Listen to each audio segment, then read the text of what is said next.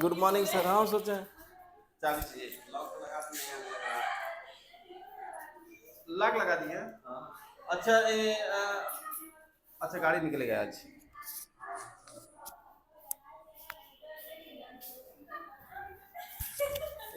Manager साहब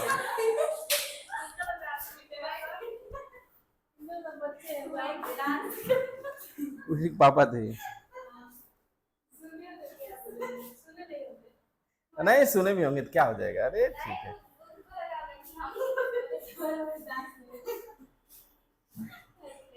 ए आ जाओ जी, कहाँ गए? सभी डांस कर रहे हैं सब कहीं जाके।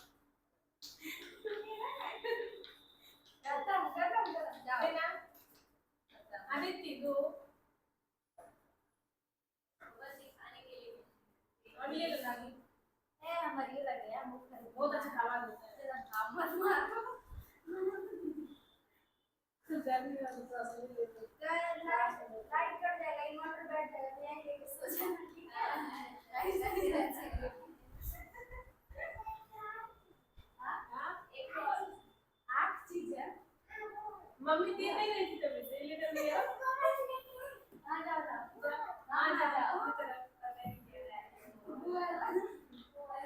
मम्मी दे नहीं रही थी मैंने दे रही थी। नहीं दे रही थी ये सब मैं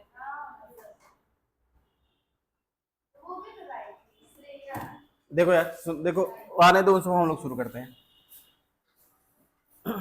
आज का जो टॉपिक है वो है motion of charge particle in a uniform magnetic field. इसके पहले आप पढ़े हो, याद है उसमें इलेक्ट्रिक फील्ड में, कि अगर कोई चार्ज क्यू है, कोई चार्ज क्यू है किसी इलेक्ट्रिक फील्ड में परपेंडिकुलर अगर एंट्री करता है तो उसका पथ कैसा होता है? बताएगा कोई? अगर कोई चार्ज किसी इलेक्ट्रिक फील्ड में, यानी कोई आवेश किसी वैद्युत क्षेत्र में परपेंडिकुलर एंट्री करे तो उसका पथ कैसा बनता है, या उसका फॉर्मूला क्या होता है, कैसा बनता है? पैराबोलिक। भूल गए तुम लोग? y इक्वल टू निकाले थे ना, y इक्वल टू पढ़े थे ना, क्यू ई एल अपान एल है 2mv स्क्वायर एक्स। सब भूल गए तुम लोग? तो जब कोई वहां पे इलेक्ट्रिक चार्ज जब किसी इलेक्ट्रिक फील्ड में परपेंडिकुलर एंट्री करता है तो उसका पथ कैसा होता है? परवलयाकार, यानी पैराबोलिक होता है। यहां पर है कि मान लो अगर कोई पॉजिटिव चार्ज क्यू है, कोई पॉजिटिव चार्ज क्यू है, यह किसी मैग्नेटिक फील्ड में, किसी मैग्नेटिक फील्ड में किस स्पीड से चला है?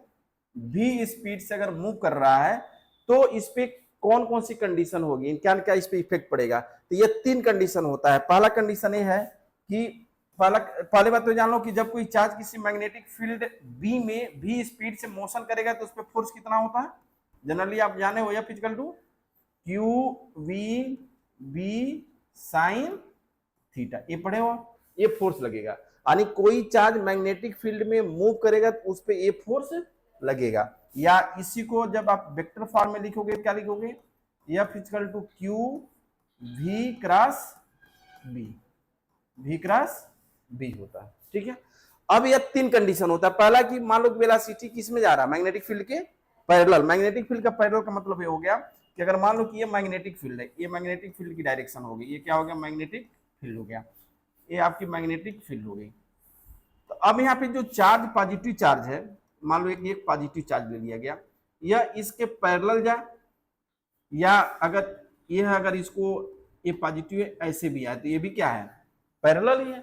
लेकिन यह मैग्नेटिक फील्ड की डायरेक्शन है, ध्यान देना, ये मैग्नेटिक फील्ड की डायरेक्शन में है, ये भी मैग्नेटिक फील्ड का डायरेक्शन इधर है, लेकिन ये डायरेक्शन के, ये मैग्नेटिक फील्ड के अपोजिट डायरेक्शन में आ रहा है, पैरेलल ही है। और ये मैग्नेटिक फील्ड के पैरेलल जा रहा है। तो इनके बीच का एंगल क्या है? थीटा इक्वल टू या तो 0 होगा या थीटा इक्वल टू 180 होगा, यही होगा ना। यानी कंडीशन देख लो कि जब ऑब्जेक्ट जो यानी जब पॉजिटिव चार्ज किसी मैग्नेटिक फील्ड के क्या जाए पैरेलल, वह पैरेलल आपके थीटा इक्वल टू 0 भी हो सकता है, थीटा इक्वल टू 180 भी हो सकता है। तो उस कंडीशन में जो एफ होगा, F equal to Q V B sine 0 रखो या 180 रखो, हर कंडीशन में क्या आएगा, फोर्स की वैल्यू 0 आएगा। यानी इस पे फोर्स कितना लगेगा, 0 लगेगा। यानी इसका मतलब है कि उसमें जो मैग्नेटिक फील्ड का जो पथ होगा, मैग्नेटिक फील्ड का जो पथ होगा, यानी जो चार्ज जिस पथ पे चलेगा वो कैसा बनेगा, स्ट्रेट लाइन। कैसा बनेगा, एक स्ट्रेट लाइन बनेगा, एक स्ट्रेट लाइन बनेगा। कब, जब कोई पॉजिटिव चार्ज किसी मैग्नेटिक फील्ड के पैरेलल अगर मूव करेगा तो उस पे फोर्स कितना लगेगा, 0, और उसका जो पाथ होगा वो कैसा होगा, स्ट्रेट होगा। समझे बात को। यानी किसी मैग्नेटिक फील्ड में चार्ज मूव कर सकता है, उसकी 3 कंडीशन है। पहला कंडीशन है कि जब वह कैसा चला, पैरेलल, यानी मैग्नेटिक फील्ड के पैरेलल जाए, तब उस पे लगने वाला फोर्स क्या होगा, 0, और उस स्थिति में चार्ज का जो पथ होगा वो कैसा होगा, एक सीधी रेखा होगी, एक स्ट्रेट लाइन होगा। सेकेंड है कि अगर मान लो कि वह मैग्नेटिक फील्ड के क्या जाए, परपेंडिकुलर, मैग्नेटिक फील्ड के परपेंडिकुलर के लिए पहले आप मैग्नेटिक फील्ड बना लो। यहाँ पे ये मैग्नेटिक फील्ड बना लीजिए, ये आपका मैग्नेटिक फील्ड हो गया, ये मान लो magnetic field, uniformly magnetic field हो गया।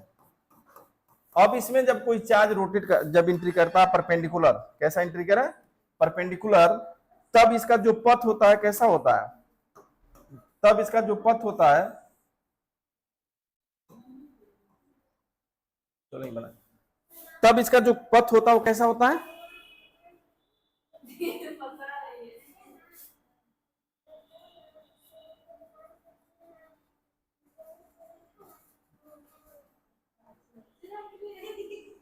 देखो जब कोई चार्ज इस मैग्नेटिक फील्ड के परपेंडिकुलर एंट्री जब करेगा तब उसका पथ कैसा होगा, सर्कुलर होगा। कैसा होगा, सर्कुलर होगा। और आप जानते हो कि सर्कुलर के लिए कोई भी ऑब्जेक्ट सर्कुलर पथ पर मोशन तभी करेगा जब उसके केंद्र पे, उसके सेंटर पे क्या लगेगा, एक सेंट्रीपिटल फोर्स लगेगा। तो मान लो चार्ज है, मोशन कर रहा है, v स्पीड से रोड मोशन कर रहा है, इसका मैग्नेटिक फील्ड कितनी है, b है, चार्ज q है, उसका मास भी कुछ होगा, मास क्या मान लो, m मान लो। तो जो इसको सेंट्रीपिटल फोर्स देगा वो कौन सा फोर्स देगा, कहां से मिलेगा उसको, मैग्नेटिक फील्ड से। यानी मैग्नेटिक फील्ड पे जो फोर्स लग रहा है उसके वजह से इसको सेंट्रीपिटल फोर्स मिलेगा। तो यानी एफएम जो है, एफएम यानी मैग्नेटिक फोर्स क्या है, क्यू बी भी साइन थीटा, क्योंकि परपेंडिकुलर एंट्री कर रहा है इसलिए साइन 90 हो गया, और साइन 90 की वैल्यू 1। और सेंट्रीपिटल फोर्स क्या होता है, हाफ क्या होता है, M B square upon R, M B square upon R. ठीक है, ये दोनों आपस में, क्योंकि यही इसको देगा, यानी यही एफएम जो है इसको सेंट्रीपिटल फोर्स देगा, यानी Q B V equal to M B square upon R. ठीक है, तो अब बताओ यहाँ एक भी से एक भी कैंसिल, एक भी से एक भी कैंसिल। तो अगर आर की वैल्यू निकाला जाए कि कितना रेडियस पे वो चल रहा है, तब उसकी वैल्यू क्या हो जाएगी बताओ, एम भी upon Q B, Q B क्या होगा ना, क्यू बी, ये इसका क्या निकल गया, रेडियस निकल गया, यह एक रेडियस निकल गया। इस पे बहुत सारे छोटे छोटे फार्मूले आपके आएंगे, बहुत ही महत्वपूर्ण है, लगभग सभी एग्जामों में आपका आया। 1 सेकेंड हो गया, समझे। यानी जब कोई चार्ज किसी मैग्नेटिक फील्ड के परपेंडिकुलर जब एंट्री करेगा तो उसका पथ कैसा होगा, कैसा होगा, सर्कुलर होगा। और जब पैरेलल एंट्री करेगा तो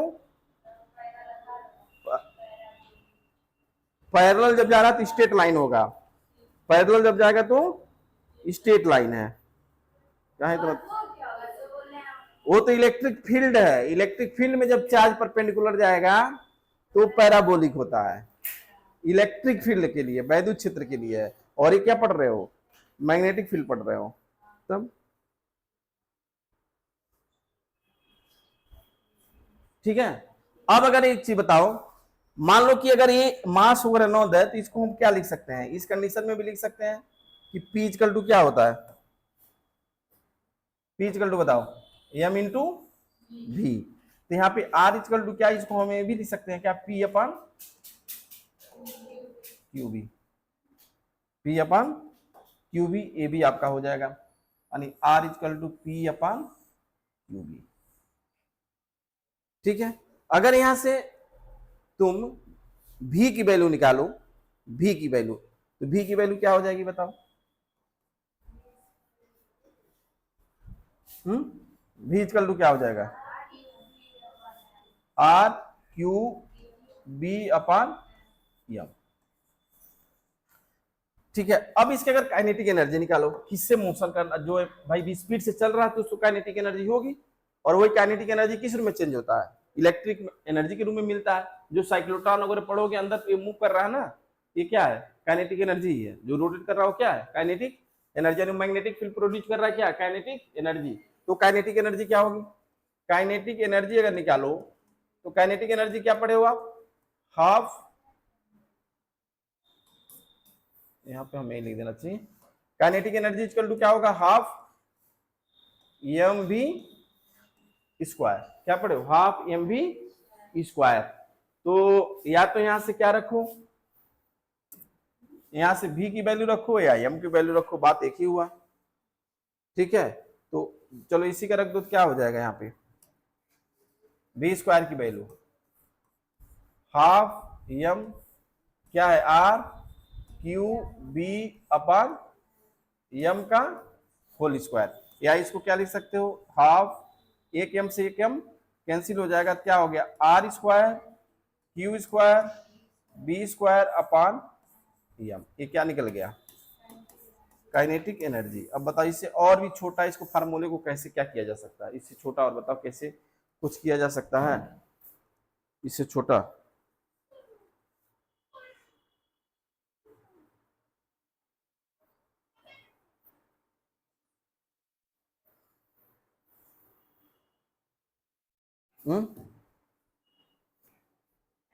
बोलो, देखो यहाँ पे R इक्वल टू क्या पढ़े हो आप, Q Q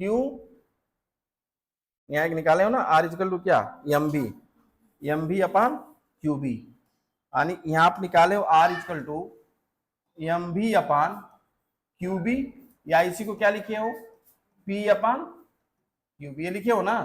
लेकिन एक काइनेटिक एनर्जी में आप पढ़े हो, अगर K equal to half M B square है, हाफ एम बी स्क्वायर है, तो P और K में क्या रिलेशन होता है, याद है तुम लोगों को, भूल गए हो, 2m K। कैसे हुआ, कैसे होता है बताओ, ये P equal to under 2m K कैसे हो गया, अरे K इक्वल टू क्या हो गया, half M B square, class 11 में पढ़े होगे, m से मल्टीप्लाई कर दो और m से डिवाइड कर दो, तो एक K इक्वल टू क्या हो गया बताओ, ऊपर क्या हो जाएगा, P स्क्वायर अपन 2m हो जाएगा ना। तो P इक्वल टू क्या हो जाएगा, अंडर रूट 2m,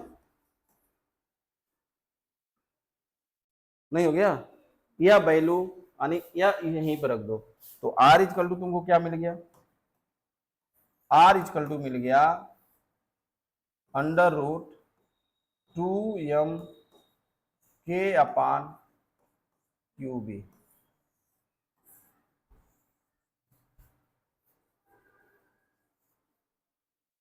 ठीक, बहुत ही महत्वपूर्ण फार्मूला है, अंडर रूट 2m K अपान MB।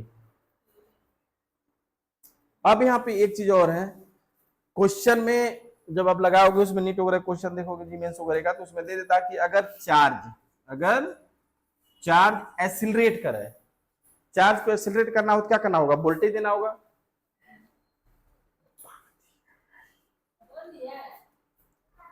पापा दिए हैं इसके, पापा गए क्या तुम्हारे, गाड़ी निकाल रहे हैं क्या, तो चाबी क्या मांगे हैं, चाबी,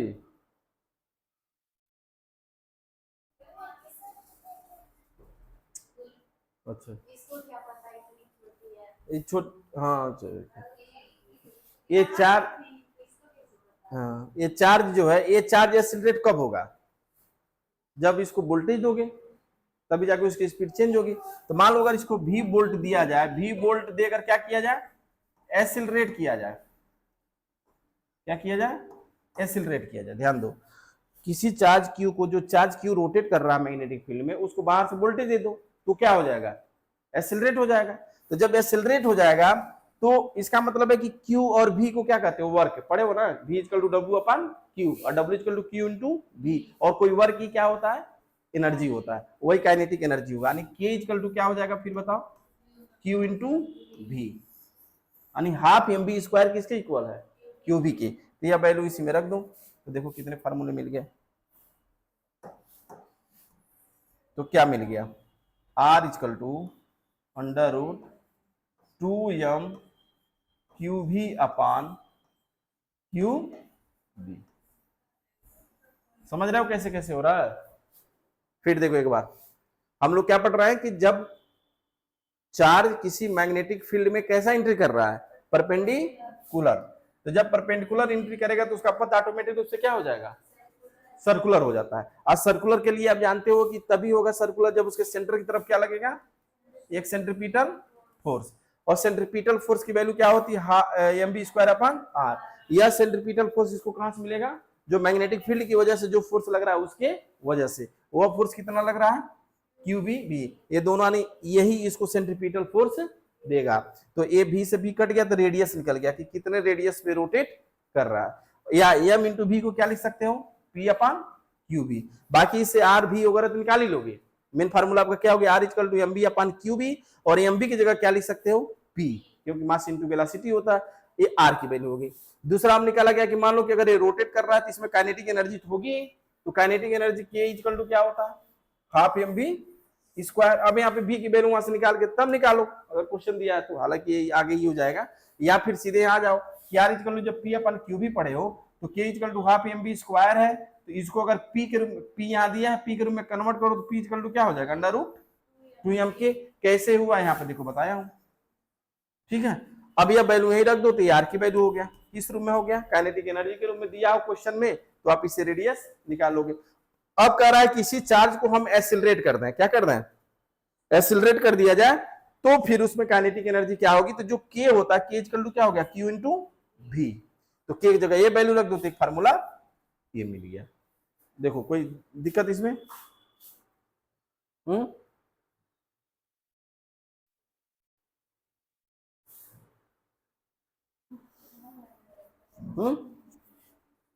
अब निकालना है कि अब यहाँ पे देखो कितना चीज क्वेश्चन बनेगा, खुद सोचो। जब एक सर्कुलर पथ पे चल रहा है तो इसमें टाइम पीरियड भी आएगा कि एक चक्कर लगाने में कितना समय ले रहा है, फ्रीक्वेंसी भी आएगी कि एक सेकेंड में कितना चक्कर लगा रहा है, तो सब निकालना पड़ेगा। तो पहला निकालो टाइम पीरियड, क्या निकाला जाए, टाइम पीरियड। टाइम पीरियड कैसे निकालोगे, बोलो, टाइम पीरियड कैसे निकालेंगे, सिंपल सी बात है, एक चक्कर में लगा समय, एक राउंड कंप्लीट करने में लगा समय, समय बराबर क्या होता है, डिस्टेंस अपॉन स्पीड। तो एक चक्कर लगाने में कितना डिस्टेंस चलेगा अगर रेडियस आ रहा है तो 2 पाई आर, और स्पीड किससे चल रहा है, v से, तो क्या लिख दोगे यहाँ पे, ये t इक्वल टू यही लिखोगे ना, 2 पाई आर अपॉन v, या t equal to 2 pi upon v, और r की वैल्यू बताओ क्या लिखे हो अभी, m into v upon Q B, है ना, v से v ने मार दिया तो क्या मिल गया, 2 pi m upon Q B, बस ये हो गया आपका 2 pi m upon Q B time period. अब इससे फ्रीक्वेंसी भी निकाल सकते हो, फ्रीक्वेंसी तो बहुत सिंपल सा है, टाइम का ही क्या कर दो, इसको हाँ इनवर्स कर दो, तो यह फिजिकल टू क्या होता है, फ्रीक्वेंसी 1 अपॉन टी, अगर इसका फ्रीक्वेंसी निकालो तो यह फिजिकल टू 1 अपॉन टी, बाकी तो यह फिजिकल टू क्या हो जाएगा बताओ, क्यू बी अपॉन 2 पाई एम।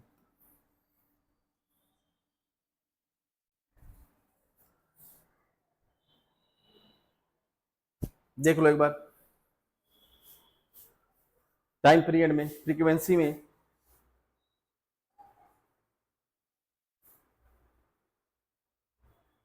अच्छा एंगुलर फ्रीक्वेंसी निकालना हो तो कैसे निकालोगे, एंगुलर फ्रीक्वेंसी याद है तुम लोगों को, कुछ पता है, एंगुलर फ्रीक्वेंसी क्या होता है? एंगुलर नाम सुने हो? हाँ, एंगुलर फ्रीक्वेंसी को किससे लिखते हो? ओमेगा से। ओमेगा इजकल टू क्या पढ़े हो? 2 pi upon F. 2 pi F. तो omega equal to 2 pi into 2 pi और एफ की वैल्यू क्या निकाले हो? क्यूबी अपान 2 पाई एम। 2 पाई ने 2 पाई कैंसिल कर दिया, क्या मिल गया? बोलो। और ये मिल गया omega equal to Q B upon M, angular frequency. यह एंगुलर फ्रीक्वेंसी है। एंगुलर फ्रीक्वेंसी मतलब एंगुलर वेलोसिटी एल्फा से D omega upon delta T.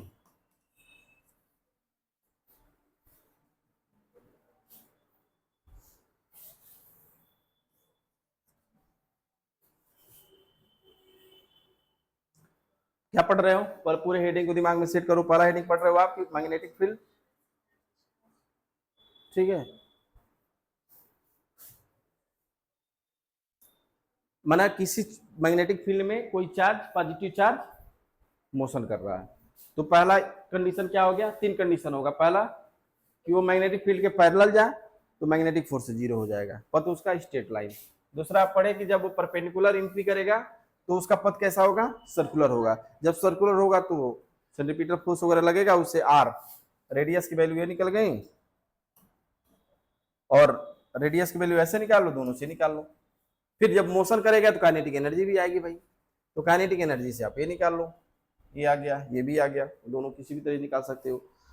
फिर अगर मोशन कर रहा है तो हम चाहते हैं कि चलो उसको एक्सीलरेट कर दिया जाए, भी वोल्टेज दे दिया जाए, तो के इक्वल टू क्यू भी हो जाएगा, ये वैल्यू रख दोगे तो ये मिल जाएगा। रेडियस से भी हो गया, इससे भी। उसके बाद आपका है टाइम पीरियड। सर्कुलर पथ पे चल रहा है तो टाइम, जब भी कोई भी कहीं पढ़ोगे सर्कुलर पथ पे आ गया तो टाइम पीरियड फ्रीक्वेंसी अपने आप आ जाएगा। ये टाइम पीरियड हो गया T equal to 2 pi r अपन भी, टोटल डिस्टेंस अपन भी। इससे आपकी टी की वैल्यू निकल गई, इससे आपकी फ्रीक्वेंसी की वैल्यू निकल गई। अब आ गया कि एंगुलर फ्रीक्वेंसी यानी एंगुलर वेलोसिटी क्या है उसका। तो एंगुलर फ्रीक्वेंसी के लिए आप पढ़े हो 2 पाई एफ, एफ रख दिया, कैंसिल हो गया, क्यू बी अपान एम। ये 2 कंडीशन में आपका पूरा हो गया। दूसरा चीज देखो, डायरेक्शन। पॉजिटिव चार्ज है, ध्यान देना, पॉजिटिव चार्ज है, अगर ऐसे रोटेट कर रहा है, ध्यान देना, डायरेक्शन ए है, तो ए एक तरह से कैसा है, देखो इसको कह सकते हैं कि डाउनवर्ड है। परपेंडिकुलर किधर आएगा? प्लेन में डाउनवर्ड आएगा, या एंटी क्लॉकवाइज, एंटी क्लॉकवाइज। तो इसको किससे लिखोगे? प्लस से, क्रॉस से, मतलब क्रॉस से लिखेंगे। पॉजिटिव चार्ज के लिए ध्यान रखना, अगर वही निगेटिव चार्ज है और फिर इस रूम में चल रहा है तो इसको डॉट से। और इसी का उल्टा हो जाएगा कि अगर आपका ये पॉजिटिव चार्ज है और ऐसे चल रहा है, इसके लिए पॉजिटिव चार्ज ही मैक्सिमम तुम्हारा, नेगेटिव चार्ज बहुत कम देता है, तो ये कैसा हो जाएगा? डॉट हो जाएगा। कैसा हो जाएगा? क्योंकि ये परपेंडिकुलर किधर आ रहा है? डाउनवर्ड, या ये कहो क्लॉकवाइज, ठीक। तो ये आपका एंटी क्लॉकवाइज और ये क्लॉकवाइज हो गया, किसके लिए? पॉजिटिव चार्ज के लिए। और निगेटिव चार्ज का इसी का उल्टा कर देना, यानी जो पॉजिटिव चार्ज के लिए डायरेक्शन होगा वही निगेटिव चार्ज के लिए अपोजिट हो जाएगा। तो नेगेटिव चार्ज का है या नहीं है, पॉजिटिव चार्ज मतलब मैक्सिमम पॉजिटिव चार्ज देता, तो याद रखो। या देखो क्या है, डाउनवर्ड नीचे की तरफ, यानी एंटी क्लॉकवाइज है तो इसलिए क्रॉस, और ये आपका क्लॉकवाइज है इसलिए डॉट। यही पढ़े होगे, तुम कंफ्यूज थे, कर रहे थे, मतलब यही ना। हाँ, कैसे हम कुछ और बता रहे हैं? नहीं, वो सही था, वो भी, वो क्लॉकवाइज एंटी क्लॉकवाइज वो दूसरा कंडीशन था, वो दूसरा चीजें थी। इसीलिए तो कुछ ना करो भैया, डाउनवर्ड अपवर्ड जान लो बस, यही डायरेक्शन हमेशा याद रखो बस। डाउनवर्ड, डाउनवर्ड यानी परपेंडिकुलर किधर हो रहा है? डाउन, तो क्रॉस लगाओ। और परपेंडिकुलर किधर जा रहा है? ऊपर, ठीक। अब देखो यहां पे रखोगे किधर आ रहा है? नीचे की तरफ। अगर यहाँ पे रखो थंब को इस करंट के डायरेक्शन पे ऐसे, तो किधर होगा? नीचे की तरफ होगा। और यहाँ रखोगे तो, यहाँ रखो तो किधर जा रहा है, ऊपर जा रहा है, यहाँ रखोगे तो नीचे, यानी ये पूरा साइक्लिक लगा रहा है ऐसे ही, तो यहाँ कुछ नहीं जा रहा, खाली आप ध्यान रखो कि डाउनवर्ड है कि अपवर्ड है, यानी ये नीचे की तरफ आ रहा है और ये आपका ऊपर की तरफ जा रहा है। ठीक है, दो पार्ट हो जाता है यहाँ पे, ध्यान रखना।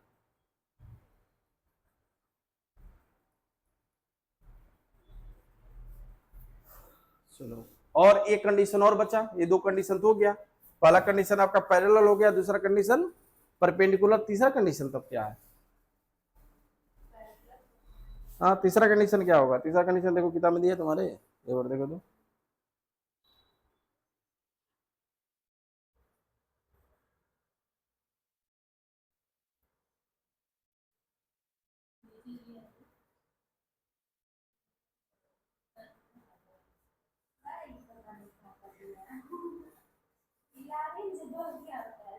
अभी लॉरेंज फोर्स बताएंगे।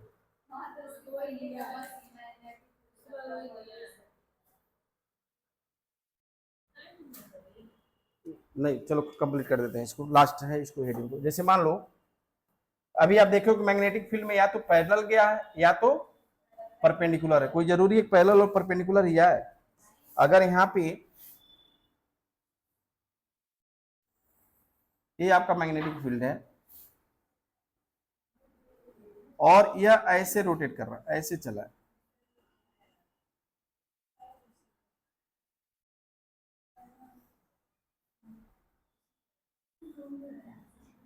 इस रूप में ऐसे मूव करा है।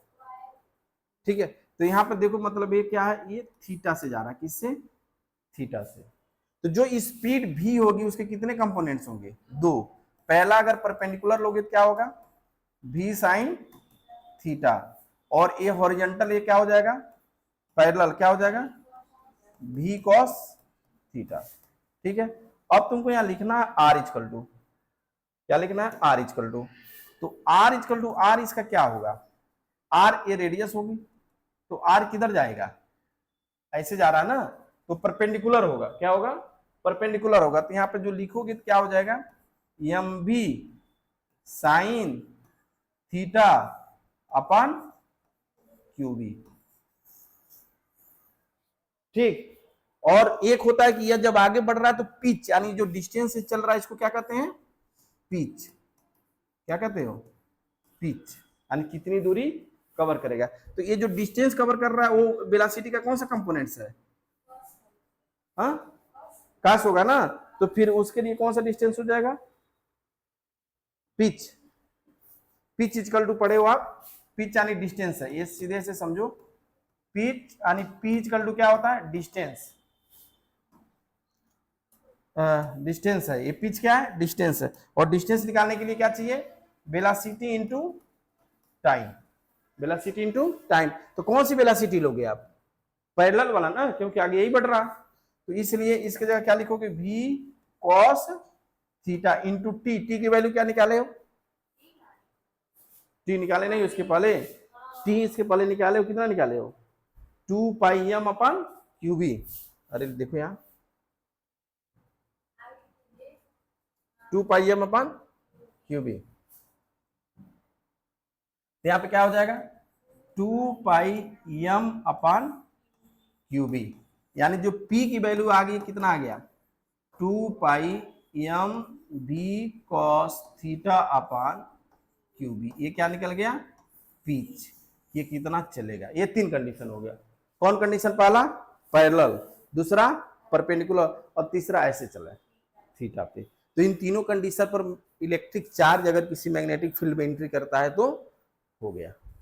ठीक, बस इसमें बस ये है कि जब ऐसे थीटा पे चलेगा भाई, दो कंपोनेंट स्वाभाविक से स्पीड क्या होगा? v का, एक परपेंडिकुलर हो जाएगा, एक पैरेलल हो जाएगा। परपेंडिकुलर वाला ही तुम्हारा रेडियस होगा, क्योंकि वही पता चलेगा कि कितना बड़ा वो कुंडली बना रहा है, कॉइल बना रहा है। और डिस्टेंस का, पिच का मतलब चूंकि ये आगे बढ़ रहा है तो डिस्टेंस भी बन रहा है, इसलिए इसको डिस्टेंस भी निकालना जरूरी है। इसलिए क्या लिखोगे? Pitch v into T, value रख दोगे तो ये आपका आंसर आ जाएगा। ठीक, समझे? ये टोटल टॉपिक, एक का टॉपिक कंप्लीट। कल हम लोग पढ़ेंगे लॉरेंज फोर्स। ये वाला टॉपिक नहीं दिया क्या?